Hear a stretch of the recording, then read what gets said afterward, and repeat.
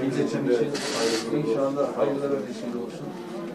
Ve bu kampanyayla birlikte de süratle taraftan aşılarımız inşallah gelsin. Bir taraftan da tüm hastanelerimizdeki aşı odalarında bunu süratle yaygınlaştırarak bitirelim. Bir de tabii maalesef olumsuz kampanya sürdürenler var.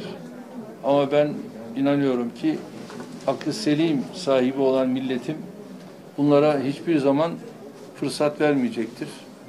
Ve bilimin, irfanın ışığında benim milletim özellikle şu koronavirüs belasının olduğu dönemde aşıyla bunlara en güzel cevabını verecektir.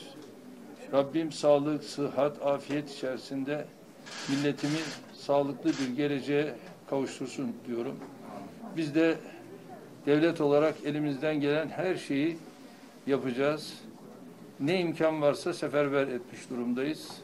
İnşallah bu 3 milyonun arkasından zaten bir 30 milyon daha geliyor. Bunu Çin'den gelen aşılarda 50 milyona tamamlayacağız. Ve böylece ihtiyacımız neyse bu ihtiyacı süratle gidermek suretiyle de bu mücadelemizi sürdüreceğiz. Bunların hiçbirinde zorunlu bir adım yoktur. Hepsi gönüllülük esasına dayalıdır. Ve bilim kurulumuzun da yapmış olduğu çalışmalar ışığında bu sürdürülmektedir. Tekrar ben değerli hocama teşekkür ediyorum.